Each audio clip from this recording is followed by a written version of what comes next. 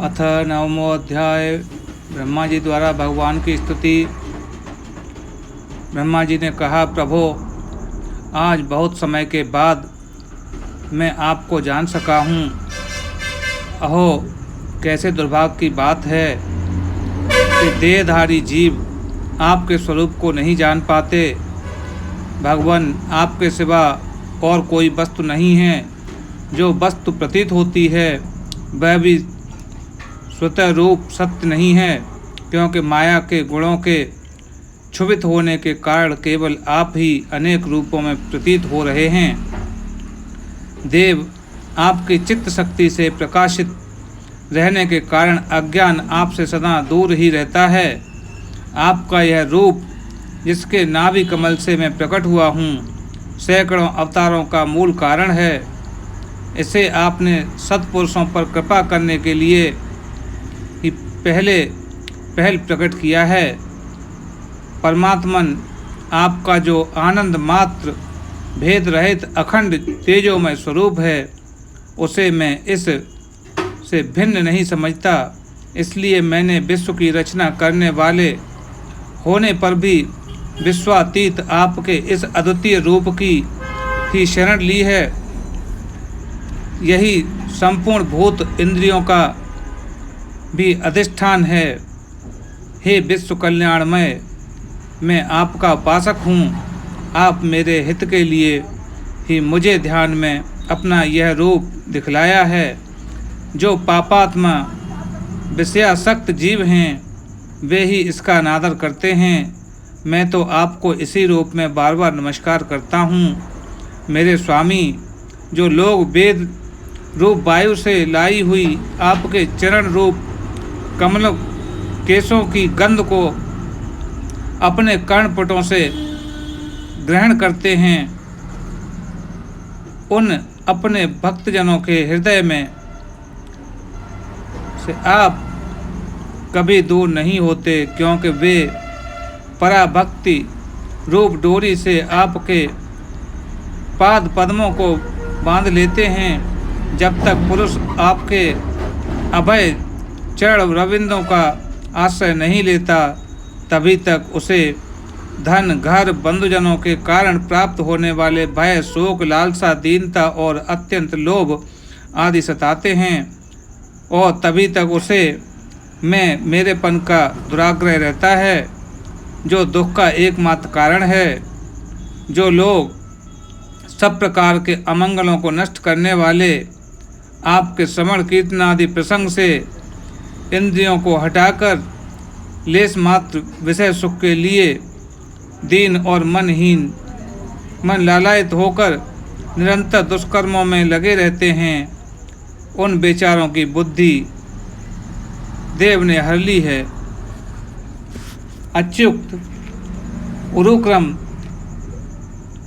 इस प्रजा को भूख, प्यास, बात, पित्त, कफ, सर्दी, गर्मी, हवा और वर्षा से परस्पर एक दूसरे से तथा कामाग्नि और दुह क्रोध से बार बार कष्ट उठाते देख मेरा मन बड़ा खिन्न होता है। स्वामी, जब तक मनुष्य इंद्रियों और विषय रूपी माया के प्रभाव से आपसे अपने को भिन्न देखता है, तब तक उसके लिए इस संसार चक्र की निवृत्ति नहीं होती।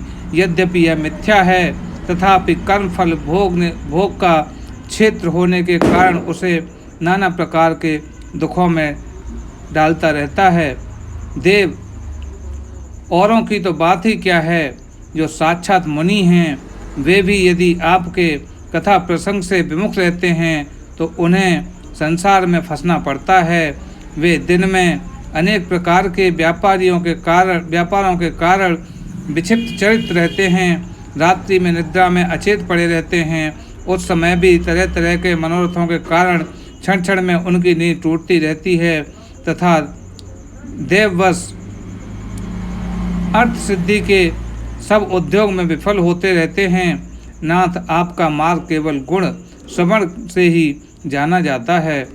आप निश्चय ही मनुष्यों के भक्ति योग द्वारा परिशुद्धि हुए हृदय कमल में निवास करते हैं। पुण्य श्लोक प्रभो, आपके भक्तजन जिस जिस भावना से आपका चिंतन करते हैं, उन साधु पुरुषों पर अनुग्रह करने के लिए आप वही रूप धारण कर लेते हैं। भगवान, आप एक हैं तथा संपूर्ण प्राणियों के अंतःकरणों में स्थित उनके परम हितकारी अंतरात्मा हैं। इसलिए यदि देवता लोग भी हृदय में तरह तरह की कामनाएं रखकर भांति भांति की विपुल सामग्रियों से आपका पूजन करते हैं, तो उससे आप उतने ही प्रसन्न नहीं होते जितने सब प्राणियों पर दया करने से होते हैं। किंतु वह सर्वभूत दया असत पुरुषों को अत्यंत दुर्लभ है। जो कर्म आपको अर्पण कर दिया जाता है उसका कभी नाश नहीं होता, वह अक्षय हो जाता है। अतः नाना प्रकार के कर्म, यज्ञ, दान, कठिन तपस्या और व्रतादि के द्वारा आपकी प्रसन्नता प्राप्त करना ही मनुष्य का सबसे बड़ा कर्मफल है। क्योंकि आपकी प्रसन्नता होने पर ऐसा कौन फल है जो सुलभ नहीं हो जाता। आप सर्वदा अपने स्वरूप के प्रकाश से ही प्राणियों के भेद भ्रम रूप अंधकार का नाश करते रहते हैं तथा ज्ञान के अधिष्ठान साक्षात परम पुरुष हैं। मैं आपको नमस्कार करता हूँ। संसार की उत्पत्ति, स्थिति और संहार के लिए निमित्त से जो माया की लीला होती है वह आपकी खेल है। अतः आप परमेश्वर को मैं बार बार नमस्कार करता हूँ। जो लोग प्राण त्याग करते समय आपके अवतार, गुण और कर्मों को सूचित करने वाले देवकी नंदन, जनार्दन, कंस निकंदन आदि नामों का विवश होकर भी उच्चारण करते हैं, वे अनेकों जन्मों के पापों से तत्काल छूटकर मायादि आवरणों से रहित ब्रह्म पद प्राप्त करते हैं। आप नित्य अजन्मा हैं, मैं आपकी शरण लेता हूँ। भगवान, इस विश्व वृक्ष के रूप में आप ही विराजमान हैं। आप ही मूल प्रकृति को स्वीकार करके जगत की उत्पत्ति, स्थिति और प्रलय के लिए मेरे अपने और महादेव जी के रूप में 3 प्रधान शाखाओं में व्यक्त हुए हैं। फिर भी प्रजापति एवं मनु आदि प्रशाखाओं के रूप में फैलकर बहुत विस्तृत हो गए हैं। मैं आपको नमस्कार करता हूँ। भगवान, आपने अपनी आराधना को ही लोगों के लिए कल्याणकारी स्वधर्म बताया है, किंतु वे इस ओर उदासीन रहकर सर्वथा विपरीत कर्मों में लगे रहते हैं। ऐसी प्रमाद की अवस्था में पड़े हुए इन जीवों की जीवन आशा को जो सदा सावधान रहकर बड़ी शीघ्रता से काटता रहता है, वह बलवान काल भी आपका ही रूप है। उसे मैं नमस्कार करता हूँ। यद्यपि सत्यलोक का अधिष्ठाता हूँ, जो परार्ध पर्यंत रहने वाला और समस्त लोगों का वंदनीय है, तो भी आपके उस काल रूप से डरता रहता है। उससे बचने और आपको प्राप्त करने के लिए ही मैंने बहुत समय तक तपस्या की है। आप ही अधियज्ञ रूप से मेरी इस तपस्या के साक्षी हैं। मैं आपको नमस्कार करता हूँ। आप पूर्ण काम हैं, आपको किसी विषय सुख की इच्छा नहीं है, तो भी आपने अपनी बनाई हुई धर्म मर्यादा की रक्षा के लिए पशु, पक्षी, मनुष्य और देवता आदि जीव योनियों में अपनी ही इच्छा से शरीर धारण कर अनेकों लीलाएं की हैं। ऐसे आप पुरुषोत्तम भगवान को मैं नमस्कार करता हूँ। प्रभु, आप अविद्या, अस्मिता, राग, द्वेष, अभिनिवेश पांचों में से किसी के भी अधीन नहीं हैं। तथापि इस समय जो सारे संसार को अपने उदर में लीन भयंकर तरंगमालाओं से विक्षुब्ध प्रलयकालीन जल में अंतर्विग्रह की कोमल सैया पर शयन कर रहे हैं, वह पूर्व कल्प की कर्म परंपरा से श्रमित हुए जीवों को विश्राम देने के लिए हैं। आपके नाभि कमल रूप भवन से मेरा जन्म हुआ है। यह संपूर्ण विश्व आपके उदर में समाया हुआ है। आपकी कृपा से ही मैं त्रिलोक की रचना रूप उपकार में प्रवृत्त हुआ हूँ। इस समय योग निद्रा का अंत हो जाने के कारण आपके नेत्र कमल विकसित हो रहे हैं। आपको नमस्कार करता हूँ। आप संपूर्ण जगत के एकमात्र सुहृदय और आत्मा हैं तथा शरणागतों पर कृपा करने वाले हैं। अतः आपने जिस ज्ञान और ऐश्वर्य से आप विश्व को आनंदित करते हैं, उसी से मेरी बुद्धि को युक्त करें, जिससे मैं पूर्व कल्प के समान इस समय भी जगत की रचना कर सकूं। आप भक्त वत्सल कल्पतरु हैं। आपकी शक्ति लक्ष्मी जी से सहित अनेकों गुणावतार लेकर आप जो अब अद्भुत कर्म करेंगे, मेरा यह जगत की रचना करने का उद्यम भी उन्हीं में से एक है। अतः इसे रचते समय आप मेरे चित्त को प्रेरित करें, शक्ति प्रदान करें, जिससे मैं सृष्टि रचना विषयक अवमान रूप मल से दूर रह सकूं। प्रभु, इस प्रलयकालीन जल में शयन करते हुए आप अनंत शक्ति परम पुरुष नाभि कमल से मेरा प्रादुर्भाव हुआ है और मैं हूँ भी आपकी ही विज्ञान शक्ति। अतः इस जगत के विचित्र रूप का विस्तार करते समय आपकी कृपा से मेरी वेद रूप वाणी का उच्चारण लुप्त न हो। आप अपार करुणामय पुराण पुरुष हैं। आप परम प्रेममयी मुस्कान से सहित अपने नेत्र कमल खोलिए और शेष सैया से उठकर विश्व के उद्भव के लिए अपनी सुमधुर वाणी से मेरा विषाद दूर कीजिए। श्री मैत्रेयी जी कहते हैं, विदुर जी इस प्रकार तप विद्या और समाधि के द्वारा अपने उत्पत्ति स्थान श्री भगवान को देखकर तथा अपने मन की वाणी की शक्ति के अनुसार उसकी स्तुति कर ब्रह्मा जी थके से होकर मौन हो गए। श्री मधुसूदन भगवान ने देखा कि ब्रह्मा जी प्रलय जल राशि से बहुत घबराए हुए हैं तथा लोक रचना के विषय में कोई निश्चित विचार न होने के कारण उनका चित्त बहुत खिन्न है। तब उनके अभिप्राय को जानकर वे अपनी गंभीर वाणी से उनका खेद शांत करते हुए कहने लगे। भगवान ने कहा, वेद गर्भ, तुम विषाद के वशीभूत हो, आलस्य न करो, सृष्टि रचना के उद्यम में तत्पर हो जाओ।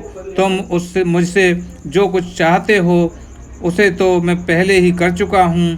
एक बार फिर तप करो और भागवत ज्ञान का अनुष्ठान करो। उसके द्वारा तुम सब लोगों को स्पष्टता अपने अंतःकरण में देखोगे।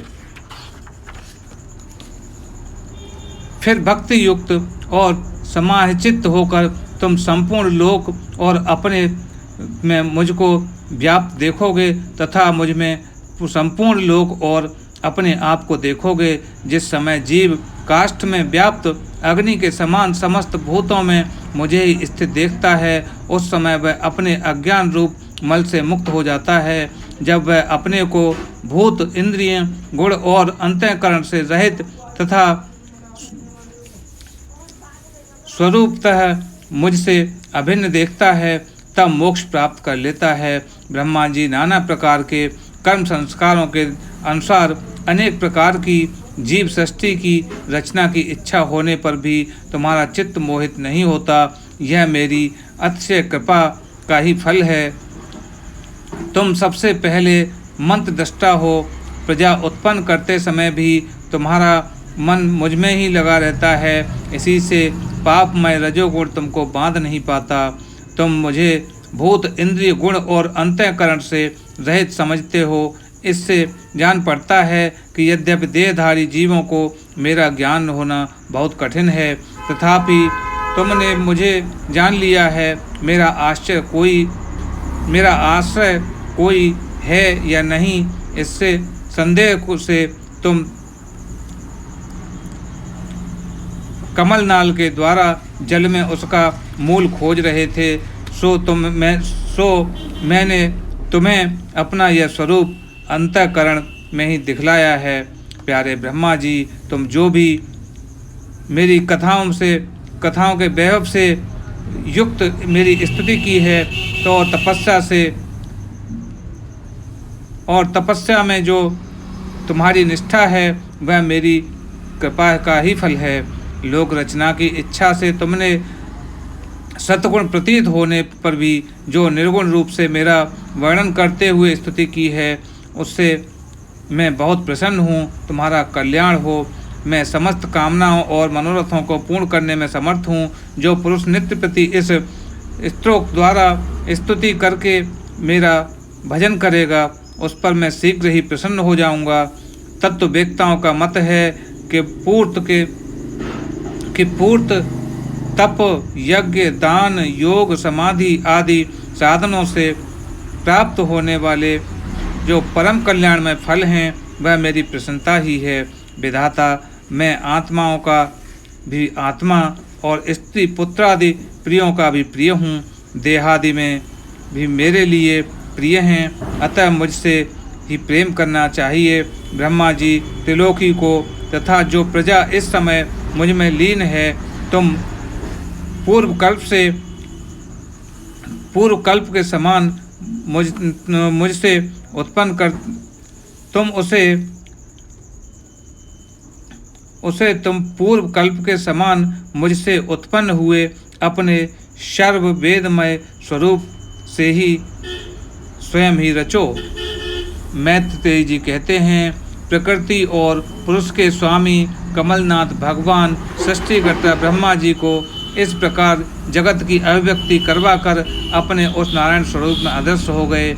इति श्रीमद् भगवत महापुराणे परमहंस संहिता तृतीय स्कंधे नवमोऽध्याय।